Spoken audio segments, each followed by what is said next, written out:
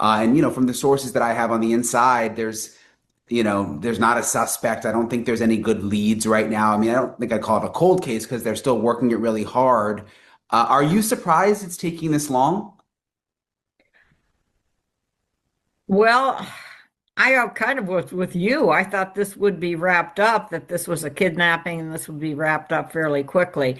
But as you get into it now, as you know, we're pretty handicapped with the kind, we don't have a lot of information that we can use. So normally would have a lot more information. We have almost zero information.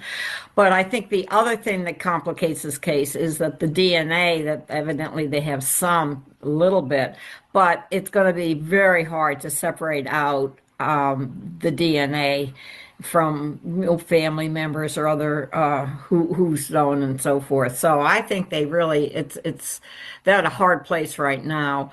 Unless the only thing that makes me think you could break open this case is if indeed there are two, more than one person involved in this, whether it be because of setting it up or because of trying to kidnap her, et cetera, et cetera. If there's multiple offenders, you can sometimes get them to break. The desert sun sinks behind the Tucson mountains, casting long, jagged shadows across the quiet streets of a retirement community where nothing ever happens. Here, the air is still, and the only sound is the distant hum of a neighbor's air conditioner. It is a place of hard-earned peace. But on this night, inside a modest home on the edge of the Catalina foothills, that peace isn't just broken, it is surgically removed. Nancy Guthrie was 84 years old. She was a woman who moved with the careful, deliberate grace of someone who knew her body's limits, an elder who, as her daughter Savannah would later describe, sometimes found the walk to the mailbox to be a journey of its own. Nancy wasn't a woman who wandered. She wasn't a woman with enemies. Yet 69 days ago, the front door of her life was left slightly ajar, and Nancy Guthrie simply vanished. Imagine the scene that greeted the first responders. There was no shattered glass, no splintered wood from a forced entry. The house stood as a silent witness, appearing perfectly normal to any passerby. But inside, the atmosphere was heavy with an invisible wrongness. On the floor, a few dark droplets of blood, small, crimson punctuation marks in a story that made no sense. They trailed toward the exit, leading to a void where a mother, a grandmother, and a friend used to be. Since that moment, the clock has been ticking, day after day, week after week. We are now at day 69, and the silence from the Tucson desert is deafening. Brian Entin, who has been on the ground for nearly 2 months tracking every lead and every whisper, stands before the cameras with a look of growing concern. He's seen a lot in his career, but this is different. An 84-year-old woman taken from her sanctuary without a trace. No suspect, no clear direction, just $1 million reward that so far has bought nothing but more questions. In a world where we believe we are always watched by cameras and tracked by digital footprints, Nancy Guthrie's disappearance feels like a glitch in reality. How does a woman who struggles to walk reach a point where she disappears so completely that even the FBI is left scratching their heads? Tonight, we look closer at the shadows. We lean on the insights of those who have spent their lives staring into the abyss of the human psyche, including the legendary FBI profiler who inspired Mindhunter, Dr. Ann Burgess. She believes this wasn't a random act of opportunity. She believes that to find Nancy, we have to look back deep into the past. Because in the world of true crime, some deaths are never forgotten, and some monsters are patient enough to wait decades for their moment of retribution. Before we continue into the dark history of this case, if you find this investigation as chilling as we do, please hit that like button. It helps us bring these stories to light. Subscribe to True Crime Threads and turn on all notifications so you never miss a chapter. And let us know in the comments, do you believe a crime this clean can only be committed by someone close to the family? To understand the weight of Nancy Guthrie's absence, you have to understand the life she built in the shadow of the Santa Catalina Mountains. Nancy wasn't just a statistic. She was the quiet anchor of a high-profile family. While her daughter, Savannah, navigated the high-pressure world of national news in New York City, Nancy was the embodiment of Tucson's slower, desert rhythm. She was a woman of routine, of journals, and of a small enclosed patio where she would sit for hours, lost in thought or the stroke of a pen. She lived in a world where security was assumed, not managed. Her neighbors knew her as the kind, elderly woman who might need a hand with a heavy bag, but who carried herself with an independent spirit that defied her 84 years. But that independence was becoming fragile. The walk to the mailbox was getting longer. The stairs were becoming obstacles. She was at her most vulnerable, a fact that someone somewhere had clearly noted. In the early days of the investigation, the search for a suspect felt like looking for a ghost.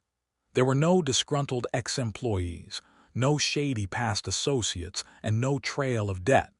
Nancy's life was an open book, yet the pages were blank when it came to motive. This is where Brian Entin's reporting begins to pivot into the truly unsettling. As he walked the perimeter of Nancy's home, he noted the lack of traditional red flags. There was no broken heart in her history, no messy legal battles. But as Dr. Ann Burgess points out, when there is no obvious motive in the present, you have to look at the legacy. Is it possible that Nancy Guthrie was not the primary target, but a tactical pawn? Dr. Burgess suggests a chilling alternative, that Nancy was chosen because of who she was to someone else. In the world of criminal profiling, this is known as a personal cause crime. It isn't about the money in Nancy's bank account or the jewelry in her dresser, none of which was taken. It is about the emotional toll her disappearance would take on those left behind. Think about the precision required. To enter a home without force, to subdue a woman who, despite her frailty, would have surely struggled, and to remove her from the premises without a single neighbor seeing a thing. This wasn't a crime of passion. It was a crime of patience. Dr. Burgess, drawing on decades of tracking the world's most dangerous minds, notes that the Mindhunter perspective sees a different kind of predator here. Not a serial killer looking for a thrill, but a grudge holder. Someone who has nurtured a seed of resentment for 10, perhaps 20 years. Someone who watched Savannah's success from afar and decided that the best way to strike at the heart of the powerful was to take the person who held that heart in her hands. As the investigation reached the 2-month mark, the digital trail remained cold. The mention of a Bitcoin ransom, an odd, modern twist for the abduction of an 84-year-old, began to feel less like a demand and more like a distraction. Staging. A way to lead the FBI toward hackers and keyboard warriors while the real perpetrator sat in the shadows, watching the grief unfold on national television. The red flags weren't in the house. They were in the silence that followed. No proof of life. No further demands. Just the desert wind and the haunting realization that Nancy Guthrie's orbit was much larger and much darker than anyone had ever imagined. As the investigation into Nancy Guthrie's disappearance stretched past the 50-day mark, the air in Tucson grew heavy with a new, darker theory. Brian Entin, who had been tirelessly digging for answers on the ground, began to look beyond the physical evidence and into the psychological profile of the perpetrator. It was during this period that the conversation shifted from a simple kidnapping to something far more sinister, a cold, calculated act of revenge. Dr. Ann Burgess, the forensic visionary who helped build the FBI's behavioral analysis unit, joined Brian to peel back the layers of this mystery. Her assessment was blunt. In her decades of experience, elders are almost never the targets of high-stakes abductions unless there is a personal cause fueling the offender. She pointed to a chilling possibility, that the motive wasn't money but retribution. According to Dr. Burgess, we have to look at Nancy's orbit. In the criminal mind, taking a loved one can be a more effective way to destroy an enemy than attacking the enemy directly. The question then becomes, who holds a grudge deep enough to wait years for the perfect moment to strike? Burgess noted that law enforcement needs to look back, not just months, but a decade or more. She cited legacy cases like the murder of a Brown University professor, where a suspect harbored a silent, paranoid grudge for years before finally acting. Then there is the matter of the entry. There were no signs of a struggle at the front door, no broken windows. This suggests one of two terrifying scenarios. Either the abductor was someone Nancy recognized and trusted enough to let inside, or it was someone who had meticulously pre-stalked the home, perhaps hiding in the garage or the shadows of the patio, waiting for that one moment when the 84-year-old was most vulnerable. But the most baffling piece of the puzzle remains the Bitcoin demand. In the early stages, an affidavit mentioned a ransom note involving cryptocurrency. To the average observer, this looked like a modern kidnapping for profit, but to a profiler like Burgess, it smelled like staging. Staging is a technique used by offenders to redirect an investigation, throwing police off the scent by creating a false motive. If the goal was truly money, there would be a proof of life. There would be ongoing negotiations. In Nancy's case, there was only silence. This suggests the Bitcoin demand may have been a digital smoke screen, designed to make the FBI look for high-tech hackers, while the real killer was someone much closer to home, someone driven by an old, festering anger. Brian and Entin pressed on a question that haunts every family member in this situation. Could this happen again? The sheriff's department had hinted at a public risk, but Burgess offered a different view. If this was a personal cause crime, the offender likely had only one target in mind. Their mission was completed the moment Nancy vanished from that Tucson home. As day 69 comes to a close, the $1 million reward stands untouched. It is a staggering sum that usually loosens tongues, yet no one has come forward. This silence speaks volumes. It suggests that whoever did this isn't just a criminal. They are someone operating on a level of discipline and hatred that most of us cannot even fathom. The desert holds its secrets well, but as Dr. Burgess reminded Brian, more than one person is almost certainly involved. And in the world of true crime, when two people share a secret, it's only a matter of time before one of them breaks. In the high-stakes world of federal investigations, a ransom note is usually the first thread investigators pull to unravel a kidnapping. But in the case of Nancy Guthrie, the thread didn't lead to a person. It led to a digital abyss. The mention of Bitcoin in an early affidavit was a detail that Brian and Entin found particularly jarring. Why would someone targeting an 84-year-old woman, who likely had never touched a digital wallet in her life, demand a payment in cryptocurrency? Dr. Ann Burgess looks at this anomaly with the seasoned eye of a woman who has spent 50 years deciphering the language of monsters. To her, the Bitcoin demand wasn't a financial request. It was a signature of sophistication. It required a level of technical literacy that narrowed the field of potential suspects, yet simultaneously expanded the geographic search to anyone with an internet connection. But more importantly, she views it as a potential red herring. If you want to hide a personal vendetta, you mask it as a commercial transaction.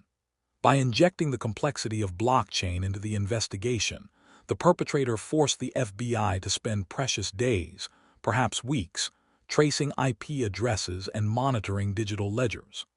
While the tech experts were staring at screens, the trail in the Tucson desert was growing cold. Brian and Entin's sources on the inside confirmed the frustration. There was no proof of life.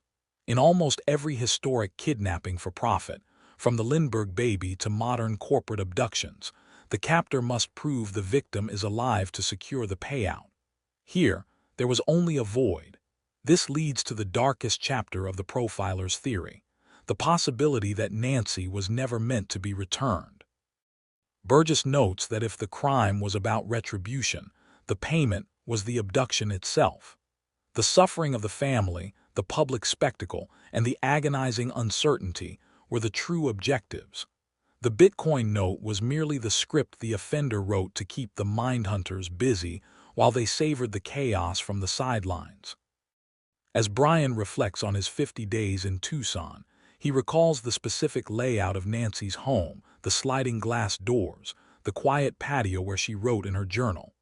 Burgess suggests that if Nancy was keeping a journal, those pages might hold the key. Did she mention a strange car, a face from the past, a feeling of being watched? Often, victims of predatory stalking have a sixth sense that something is wrong long before the strike occurs. The investigation now rests in a difficult place. The DNA found at the scene is a mixed sample, a forensic nightmare. In a home where family, friends, and caregivers have cycled through, separating the known DNA from the offender DNA is like trying to find a specific grain of sand in a desert. Without a clear suspect to compare it to, the biological evidence remains as silent as the ransom note. The search for Nancy Guthrie has become a battle between old-school profiling and modern forensic limitations. As we move into the third month of her disappearance, the question isn't just where she is, but who she was to the person who took her. Because as Dr. Burgess warned, until you understand the motive, the person responsible remains a ghost in the machine, waiting, watching, and perhaps enjoying the silence. As the desert heat begins to shimmer over the Tucson pavement, marking nearly 10 weeks since Nancy Guthrie was last seen, the investigation has hit a psychological wall. For Brian Entin, who has lived this case alongside the Guthrie family, the transition from an active search to a long-term disappearance is a heavy one. But for a profiler like Dr. Ann Burgess, this is where the real work begins, the work of analyzing the aftermath. There is a unique kind of cruelty in an unsolved abduction. Unlike a closed case, there is no funeral, no finality, and no place for grief to land. Burgess, who has spent years studying the impact of trauma on victims and their families, notes that the offender often thrives on this unsettled state. If the motive was indeed retribution against Savannah or the family's public standing, the perpetrator is likely monitoring the news cycle, watching every broadcast Brian delivers and feeding off the continued anxiety. One of the most revealing insights Burgess shared involves the broken nature of the DNA evidence. The FBI has confirmed that blood was found both inside the home and outside on the path, but the trail simply stops. This vanishing point is a critical piece of the profile. It suggests a high level of logistical planning, a vehicle waiting at a precise location, a clean transfer that left no further biological traces, and a route planned to avoid the ubiquitous ring cameras that define modern suburbia. Brian's reporting has often touched on the million-dollar reward, a sum that should, in theory, cause even the most loyal accomplice to talk. Yet, as Burgess points out, if this was a mission-oriented crime carried out by more than one person, the bond between them might be forged in a shared, long-standing hatred that money cannot buy. She suggests that the FBI must look into associates of the family going back decades, disgruntled individuals from the legal, professional, or personal past who felt wronged and have spent years stewing in their own paranoia. The conversation then turns to the what if. If the perpetrator is a grudge holder, their behavior in the weeks following the crime is telling. They aren't likely to brag in a bar or show off a trophy. Instead, they likely return to a remarkably normal life, perhaps even expressing sympathy for the family, blending back into the fabric of society while maintaining a secret, internal satisfaction. For Savannah Guthrie, the decision to return to the Today Show desk was a public act of resilience, but as Burgess observes, it comes with an added layer of fear. When the motive is unknown and the offender is at large, every shadow in a studio hallway or every anonymous letter becomes a potential threat. The Mindhunter perspective warns that until the motive is identified, the family remains in a state of perpetual victimhood, forced to live under heightened security and the constant, gnawing question, why us? The silence of Day 69 isn't just an absence of noise, it is a tactical weapon. As the FBI's behavioral science unit continues to cross-reference this case with legacy abductions from the 1930s to the present, they are looking for that one signature, that one mistake, that every offender eventually makes. Because in the desert, secrets have a way of being buried deep, but as the wind shifts, the truth eventually begins to surface. In the quiet corridors of the FBI's Behavioral Science Unit, there is a chilling axiom. The more clean the crime, the more personal the reason. As Brian Entin continues to press for transparency, the investigation has shifted its gaze away from the Tucson desert and toward the rearview mirror of time. Dr. Ann Burgess suggests that the key to unlocking Nancy Guthrie's location doesn't lie in forensic science, but in the history of human resentment. When a $1 million reward fails to produce a whistleblower, it suggests the perpetrators aren't motivated by greed. They are motivated by a mission. Burgess points to the concept of the legacy grudge, a psychological phenomenon where an offender feels a profound, life-altering slight that they carry for years, sometimes decades. In their mind, they aren't a criminal. They are an agent of justice, balancing a scale that only they can see. This brings us to a difficult reality for the Guthrie family. To find the kidnapper, the FBI must audit every interaction, every legal filing, and every professional conflict the family has encountered over the last 20 years. They are looking for the person who didn't scream or threaten, but who went silent, the one who faded into the background while their anger metastasized. Brian Entin has noted that the sheriff's department remains tight-lipped about the specific nature of the blood evidence. Burgess theorizes that this silence might be tactical. If the blood at the scene was staged, or if it belongs to someone other than Nancy, the police are holding that card close to their chest to trap a suspect during interrogation. But the longer the silence lasts, the more it favors the offender. There is also the disturbing possibility of the proxy victim. In many high-profile abductions, the victim is chosen specifically because their suffering will cause the maximum amount of psychological bleed-over to the primary target. By taking Nancy, a woman whose vulnerability and kindness were her defining traits, the offender has struck a blow that no amount of personal security for Savannah could have prevented. It is the ultimate act of cowardice, attacking the defenseless to punish the powerful. As we look at the case of Nancy Guthrie through the lens of a mindhunter, we see a crime that was likely rehearsed. Burgess believes the offender may have visited the neighborhood multiple times, perhaps even interacting with Nancy under a false pretext to gauge her mobility and the layout of the home. They didn't just break in, they infiltrated her life. Day 69 ends not with a breakthrough but with a sobering realization. The person who took Nancy Guthrie isn't running. They aren't hiding in a panic. They are likely among us, perhaps even watching the same news reports we are, satisfied that for 69 days they have maintained total control over the narrative. But as Burgess reminds us, no one is invisible forever. Every grudge leaves a trail, and every trail eventually leads back to the truth. The ripple effect of a disappearance like Nancy Guthrie's extends far beyond the yellow crime scene tape of a Tucson driveway. It creates a vacuum that pulls in an entire community, a nation of viewers, and most poignantly, a family forced to perform their grief in the public eye. As day 69 turns to day 70, the human cost of this mystery has become its most harrowing element. In his conversations with Dr. Ann Burgess, Brian Entin explored the living nightmare that Savannah Guthrie and her family are currently navigating. It is a psychological state known as ambiguous loss. There is no closure, no body to bury, and no perpetrator to face in a courtroom. Instead, there is only the ever-present ghost, the chair that remains empty, the phone that doesn't ring, and the constant, agonizing flicker of hope that is often more painful than despair. Burgess, having worked with survivors of the most brutal crimes in American history, notes that the family's safety is now a permanent concern, if the motive was retribution. As the Mindhunter profile suggests, the threat doesn't necessarily end with Nancy's abduction. The uncertainty itself is a form of psychological warfare. Savannah's return to the Today Show desk was not just a professional obligation, it was a defiance of the terror. Yet, behind the bright lights of the studio, the shadow of the Tucson desert looms large.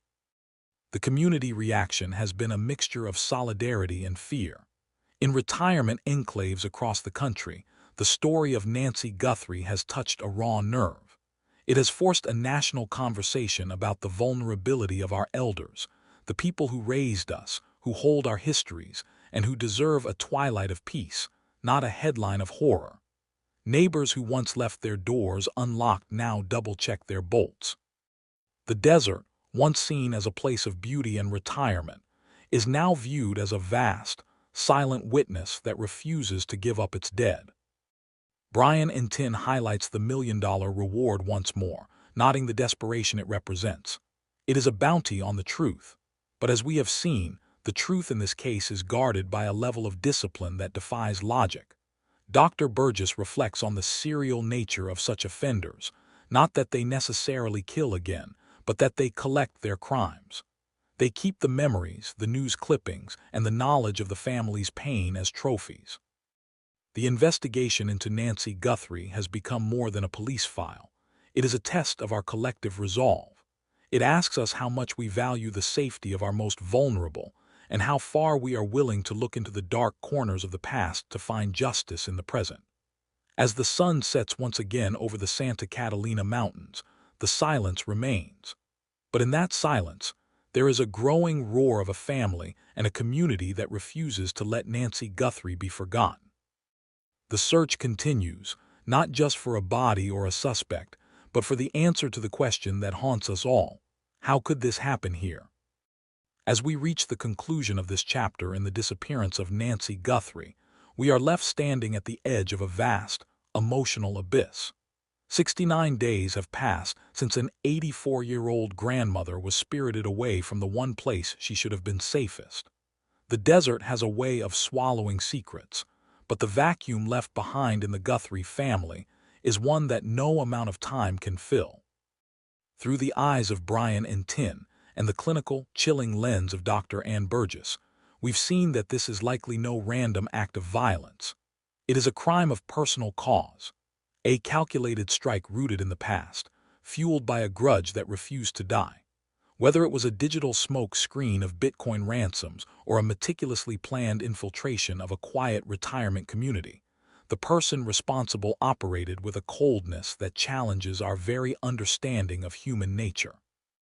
Nancy Guthrie was a woman of routine and journals, a lady of the foothills who found beauty in the slow rhythm of her Tucson home. Today, she represents a terrifying reality for families everywhere: the realization that vulnerability can be weaponized by those who harbor shadows in their hearts. The investigation remains open, the million-dollar reward remains unclaimed, and the FBI continues to look backward, searching for the ghost of a decade-old resentment that finally decided to manifest. As Dr. Burgess reminds us, the truth usually requires two people to keep a secret, and human nature is rarely that disciplined forever. Somewhere, a thread is waiting to be pulled. We are left with a haunting reflection on justice and the passage of time. If the motive truly was retribution, the offender may feel they have already won. But justice is a patient hunter, and the light of public scrutiny, driven by journalists like Brian Entin and viewers like you, ensures that the darkness has nowhere left to hide. What do you believe is the missing piece of this puzzle? Is the motive hidden in the family's professional past, or is the answer buried somewhere in the desert sand? Let us know your theories in the comments below. If you found this investigation into the Nancy Guthrie case compelling, please show your support. Like this video to help us reach more people and keep Nancy's story alive. Subscribe to True Crime Threads for more deep dive documentaries and investigative updates. Share this video on social media. You never know whose eyes might see a detail that sparks a breakthrough. Tap the bell icon to turn on all notifications so you never miss a new chapter in our search for the truth. Thank you for watching and for helping us ensure that Nancy Guthrie is never forgotten. Until next time, stay vigilant.